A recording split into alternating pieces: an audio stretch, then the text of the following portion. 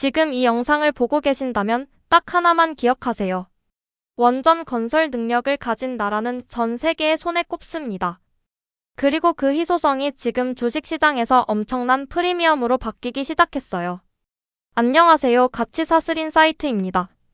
오늘은 IBK 투자증권의 건설 부동산 인덱스 리포트, HBM과 원전의 공통점을 함께 파헤쳐 보겠습니다. 보기 전에 구독이랑 좋아요 한 번만 눌러주세요. 진짜 5초면 됩니다. 저한테는 엄청 큰 힘이 돼요. 자, 그러면 바로 본론으로 갑시다. HBM이랑 원전, 이 둘 사이에 무슨 공통점이 있을까요?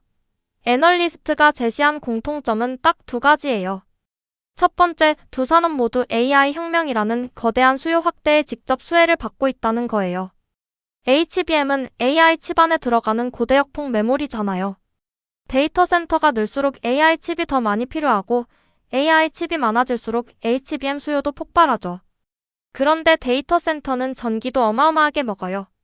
그 전기를 공급하기 위해서 원전이 필요합니다. AI가 HBM 수요를 만들고 AI가 원전 수요도 만드는 거예요. 두 번째 공통점이 더 중요합니다. 이 수요를 실제로 감당할 수 있는 공급자가 소수에 불과하다는 거예요. HBM은 SK하이닉스와 삼성, 마이크론 정도밖에 못 만들잖아요. 원전도 마찬가지예요. 대형 원전을 실제로 설계하고 짓고 완공까지 해낸 경험을 가진 나라, 손에 꼽힙니다. 이게 바로 핵심입니다. 수요가 폭발하는데 공급자가 제한적이면 어떻게 될까요? 가격 결정권이 공급자한테 넘어오고 수익성이 올라가고 주가도 재평가됩니다. 그러면 원전 수요가 왜 지금 이렇게 폭발하는 건지 좀 더 자세히 살펴볼게요. 첫 번째 이유는 전 세계 전력 수요 자체가 무섭게 늘고 있다는 거예요. 2000년에 전 세계 발전량이 1만 5천 테라와트시였는데 2024년에는 3만 1천 테라와트시로 2배 넘게 늘었어요. 그런데 재밌는 게 같은 기간 원전 발전량은 9.3%밖에 안 늘었어요. 전체 전력 수요는 2배 늘었는데 원전은 제자리에 가까웠다는 얘기예요. 이게 바로 공급 부족의 근거가 됩니다. 두 번째 이유는 AI와 데이터 센터 확산이에요. 미국은 지금 전 세계 데이터 센터의 37%를 보유하고 있어요. 4,088개나 됩니다. 2027년에 개소 예정인 데이터 센터 중에서 아직 완공 시점이 안 잡힌 물량이 32.5기가와트라고 해요. 엄청난 전력 수요죠. 세 번째는 탈탄소 압력이에요. IEA 국제에너지기구가 제시한 넷제로 경로를 보면 2050년에 원전 발전량이 5,497테라와트시까지 늘어야 한대요. 지금의 2배 수준이에요. 그리고 미국 정부가 2025년에 행정명령을 내렸어요. 2030년까지 대형 원전 10기를 착공하겠다. 기존 원전 출력도 5기가와트 늘리겠다고요. 이미 실제 발주와 프로젝트 검토 단계로 넘어가고 있는 거예요. 그런데 수요가 아무리 좋아도 공급이 따라오면 의미가 없잖아요. 왜 공급자가 쉽게 늘지 않는 걸까요? 원전은 착공 이후에도 공기만 10년 안팎이에요. 착공 전에 설계 확정, 부지 선정, 인허가, 금융 조달까지 다 거쳐야 해요. 설계부터 완공까지 길게는 15년에서 20년이 걸릴 수도 있어요. 미국은 특히 더 심각해요.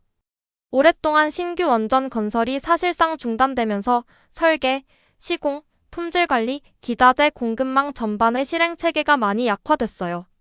그래서 미국이 원전을 확대하려면 외부 파트너가 필요한 구조예요. 미국 원전 시장에 진입하기 위한 조건이 세 가지예요. 첫째, 정치적 신뢰. 동맹 기반의 신뢰 관계가 있어야 해요.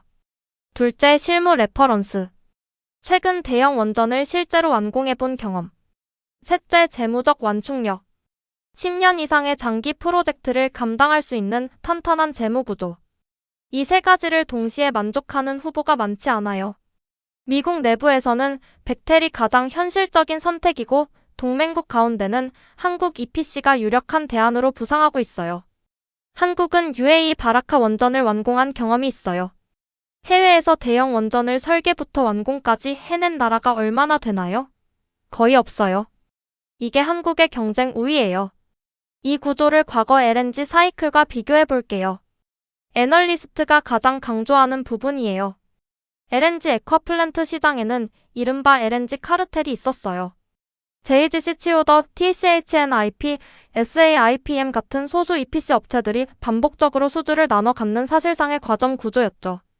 그 결과가 어땠냐면 2010년에서 2014년 대규모 LNG 수주가 집중됐던 시기에 이 카르텔 내부 업체들의 영업이익률이 어마어마했어요. JGC가 11.2%, TCHNIP 11.8%, 치오더가 8.3%, SAIPM이 8.1%. 건설업종에서 이런 마진이 나온다는 게 정말 대단한 거예요. 반면 같은 기간 국내 건설사들은 어땠냐면 현대건설 6.4%, 대우건설 4.8%, GS건설 4.1%에 머물렀어요. 특히 2010년에서 2014년 사이에는 대우건설이 1.4%, GS건설이 0.8%까지 떨어졌어요. 같은 호황기인데 수익성이 이렇게 달랐던 이유가 뭐냐면 LNG 카르텔 안에 들어가 있었느냐 아니냐의 차이였어요. 지금 원전 시장이 딱 이 구조예요. 수요 확대 국면에서 실행 가능한 업체가 제한되어 있어요. 발주처는 검증되지 않은 신규 업체한테 수조 원짜리 장기 프로젝트를 맡기기 어려워요. 자연스럽게 수주가 소수 업체에 집중되고 수익성이 올라가고 밸류에이션이 재평가됩니다. 그러면 구체적으로 어떤 기업들이 수혜를 받을 수 있는지 살펴볼게요. 첫 번째는 현대건설이에요. 종목 코드 720. 목표 주가는 26만원, 상승 여력은 약 47%예요. 타것 PBR 3.0배를 적용했는데 이게 LNG 수주 입찰 시기의 PBR이에요. 현대건설의 원전 파이프라인이 정말 방대해요. 미국 팰리세이즈 SMR 프로젝트 메터도, 불가리아 코즐로두이, 슬로바키아 보후니체, 핀란드 FRTUM 등 총 파이프라인이 9기가와트를 넘어요. 두 번째는 대우건설이에요. 종목 코드 47,040. 목표 주가 36,000원, 상승 여력 25%. 타것 PBR 4.0배를 적용했어요. 이건 LNG 수주 확정 시기의 PBR이에요. 체코 두코바니 원전 계약이 올해 안에 마무리될 거로 보고 있어요. 베트남, 미국, 체코 테물린까지 파이프라인이 넓어요. 그리고 대우건설은 LNG 액화 설비 수행 경험도 있어서 원전이랑 LNG 두 가지 고부가 공종을 동시에 갖고 있는 회사예요. 세 번째는 GS건설이에요. 종목 코드 6360. 목표 주가 63,400원, 상승 여력 63%. 신월성과 신한울에서 비주간사로 참여한 경험이 있고 현재 원전 인력을 약 100명 보유하고 있어요. 팀코리아 해외 원전 입찰에 함께 참여할 가능성이 있어요. 네 번째는 DLENC예요. 종목 코드 375,500. 목표 주가 131,000원, 상승 여력 34%. X-에너지와 전략적 파트너십을 맺고 SMR에 특화된 글로벌 전략을 펼치고 있어요. 북미 5.1기가와트, 영국 6기가와트 합쳐서 총 11기가와트 파이프라인을 보유하고 있고요. 재무 구조도 업종 내에서 가장 탄탄한 수준이에요. 이제 가치사슬, 즉 밸류체인 전체를 한번 그려볼게요. 원전 EPC 프로젝트가 진행되면 어떤 기업들이 연쇄적으로 수혜를 받을까요? 가장 먼저 원전 핵심 EPC 그룹이에요. 현대건설, 대우건설, GS건설, DLENC, 삼성물산이 여기에 해당해요.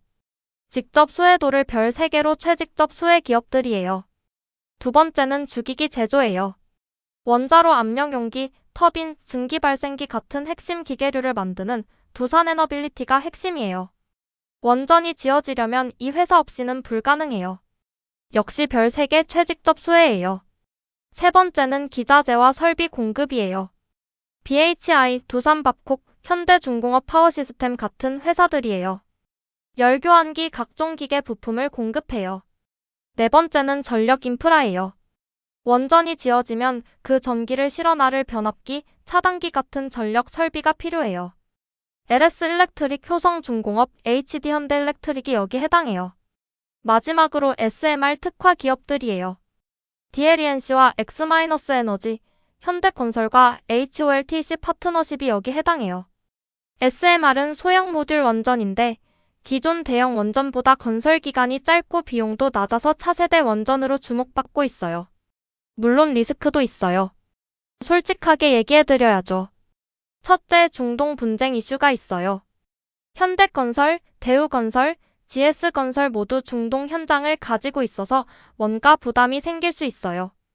다만 계약상 불가항력 조항으로 어느 정도 방어가 가능하고 영향이 제한적일 거로 보고 있어요. 둘째, 원전 계약 타임라인 지연이에요.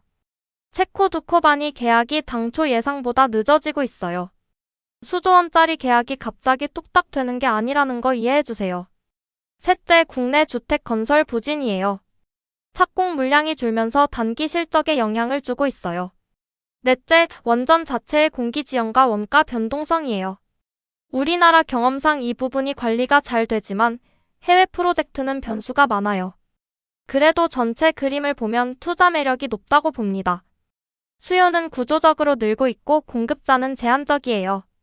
LNG 카르텔이 증명한 것처럼 이 구조에서 핵심 공급망 안에 있는 기업들은 수주 집중, 수익성 개선, 밸류에이션 재평가를 모두 누릴 수 있어요. 타프-픽스는 현대건설 26만원, 대우건설 36,000원이에요. 투자 의견 오버웨이트 유지입니다. 오늘 핵심 내용을 정리할게요. HBM과 원전의 공통점, AI 혁명의 구조적 수혜를 받으면서도 공급자가 제한적이에요. 이 희소성이 수주 집중, 수익성 개선, 밸류에이션 재평가로 이어집니다. 과거 LNG 카르텔이 이걸 증명했어요. 2010년에서 2014년 사이에 일본과 유럽 EPC들은 두 자릿수 영업이익률을 올렸고 그 구조 밖에 있던 국내 건설사들은 같은 호황기에도 한 자릿수 마진에 머물렀어요. 지금 원전 시장이 그 초입이에요. 한국 EPC들은 UAE 바라카 원전 완공으로 실행 역량을 이미 증명했어요. 수요 확대 국면에서 그 역량이 재평가될 시점입니다. 단, 이 영상은 투자 참고 자료예요. 최종 투자 결정은 항상 본인의 판단과 책임하에 하시기 바랍니다. 주식 투자에는 원금 손실의 위험이 있어요. 오늘 영상이 도움이 되셨다면 구독과 좋아요, 알림 설정 꼭 부탁드려요. 다음 가치 사슬 인사이트에서 또 만나요.